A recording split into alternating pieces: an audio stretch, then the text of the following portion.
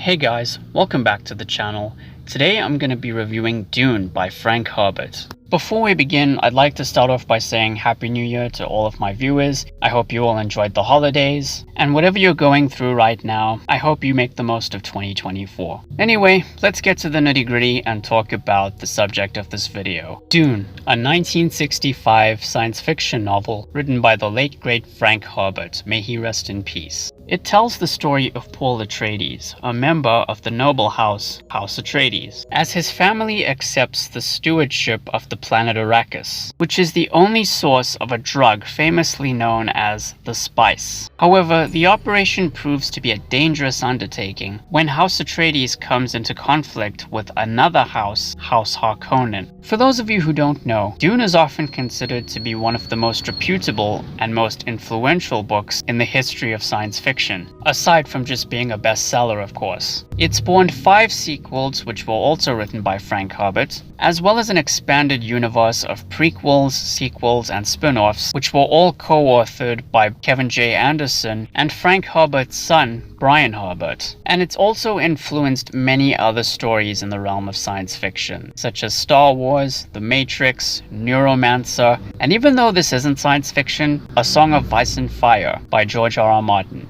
which of course was adapted into Game of Thrones. And I've got a full playlist for that show if you're interested. The book has also been adapted several times. There was the 1984 movie directed by David Lynch. There was the 2000 TV miniseries. And of course, more recently, there was the 2021 movie adaptation covering the first half of the book, which was directed by Denis Villeneuve. Now, I've chosen to review Dune not only because of the upcoming Dune Part 2 movie, which is the sequel to the 2021 film, but also because I bought the book way back in 2021, sometime before the first movie's release, and I never finished it on time. I only got past the first 100 pages before watching the movie in theaters, and then it wasn't until last year that I decided to read the book in its entirety. That way I can be fully prepared for when Dune Part 2 hits theaters.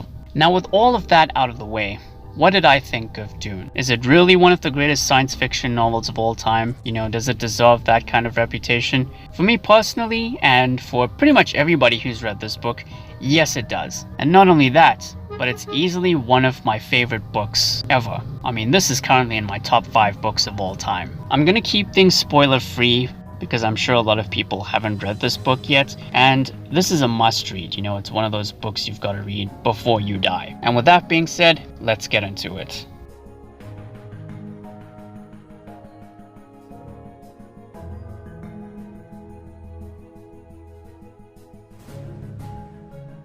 So the first thing that I like about Dune straight away is Frank Herbert's writing style. You know, he wrote Dune in a past tense third-person perspective, mainly due to its emphasis on POV chapters, which showcase the perspectives of multiple characters. And each chapter begins with an epigram reminiscent of an excerpt you'd find straight out of a history book, which will make more sense once you've read the book in its entirety. Dune also features a lot of memorable characters. Now, I'm not going to go through all of them in detail, but I'll go over the most significant ones very quickly. First of all, you have the main protagonist, Paul Atreides. Paul is the son of Duke Leto Atreides and Lady Jessica, as well as the heir to House Atreides. And while his father's #1 priority is taking over spice production on Arrakis, he believes that a young girl named Shani, whom he frequently dreams about, so happens to be on Arrakis as well. Plus, he was born with a unique ability that is being overseen by certain authority figures with great interest. And to an extent, he's pretty much Frank Herbert's version of a Messiah-type character.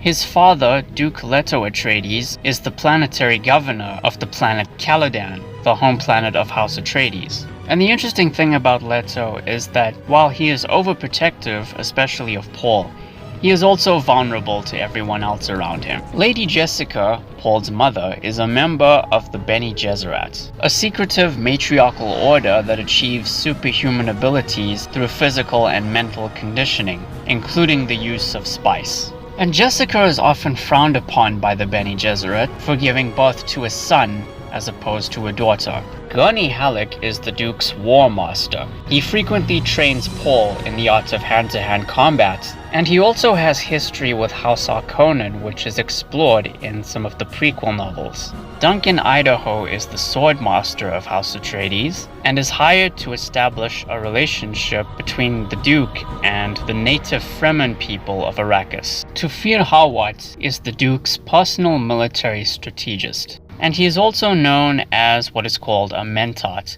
an individual with the cognitive and analytical ability to mimic computers. And Dr. Wellington Yue is the Duke's personal physician. Moving on to House Harkonnen, the main antagonist of the novel is Vladimir Harkonnen, the Baron of House Harkonnen. Outraged that Arrakis has been handed over to House Atreides, he conspires to do everything in his power to take it back, and seizes this as an opportunity to destroy House Atreides once and for all. He is described as having a basso voice and requires anti-gravity devices to support his immensely large weight. The Baron has two nephews, Rabban and Feyd-Rautha. Rabban is described as being violent and brutal, and while he is also sadistic and cruel just like his uncle, he lacks the intelligence of the Baron. Feyd-Rautha, who is Rabban's younger brother, is a deadly fighter who has received the best education and combat training. He is treacherous and cunning, and at some point he acts as a narrative foil to Paul. And Paita de Vries serves as the mentat for House Harkonnen, much like how Tufir Hawat serves as the mentat for House Atreides. House Carino features two very pivotal characters, the first being Emperor Shaddam IV, the head of House Carino, who grants House Atreides permission to acquire Arrakis, and his daughter, Princess Irulan, who has a very small role in the book, but whose writings appear as epigraphs at the beginning of each chapter. And last but not least, you have some of the Fremen characters. The Fremen are the natives of Arrakis and are the equivalent to that of desert dwellers. Plus, it's clear that Frank Herbert intended for them to serve as an allegory for Native Americans. Stilgar is the leader of the Fremen tribe, and is described as somebody who represents and defends time-honored ways, beliefs, ideologies that don't harm the ecology of Arrakis. Dr. Kynes is the imperial planetologist of Arrakis, and of course, Shani, the mysterious Fremen girl that Paul dreams about. Aside from all the characters, Dune has so much more to offer, it works on so many levels. There's family drama, there's political intrigue, there's a lot of deep, thought-provoking themes, which I'll get into in a bit. There's wilderness survival, action, it's everything you could want from a science fiction novel. Thematically, Dune is rich with depth, as it dabbles in ecology, environmentalism, religion, declining empires, gender dynamics, and heroism. And it incorporates all of these things so seamlessly without ever feeling confused or at odds with itself. Oh, and if you like twists and turns in your stories, this book's got you covered. One of the core components of Dune's world building is the sandworms, which are essentially these giant worm-like creatures that are the sole producers of spice and are very aggressive, easily attracted by rhythmic sounds, and they were definitely the inspiration behind the phenomenon that is the Dune 2 popcorn bucket, which is the coolest thing ever. I don't know why. Now, I'm not going to spoil the ending to Dune because I know a lot of people haven't read it, and I would love for more people to read it because it's just amazing. But basically, it can work as a definitive ending to the story, even if it technically lays a solid foundation for what would be the abundance of sequels that came afterwards. I wouldn't go as far as to call it the most traditional happily ever after style ending out there, and that's a good thing in my opinion. And on a side note, if you're lucky enough to get your hands on the 50th anniversary edition of Dune, you'll be surprised to find some bonus content within its pages, such as a map of Arrakis and some appendixes at the end of the book discussing the ecology of Dune, the religion of Dune, reports about the motives of the Bene Gesserit, and a complete index comprising of the terminology of Dune. So yeah, look forward to that if you get your hands on this edition.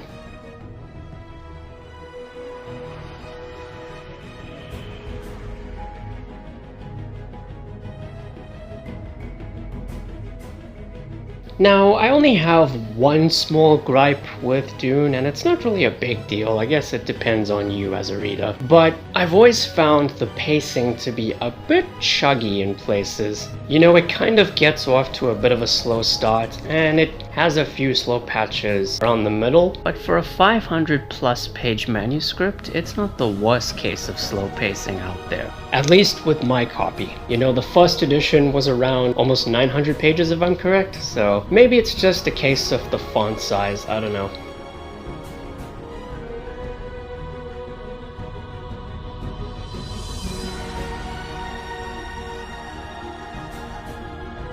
So yeah, those are my thoughts on Dune.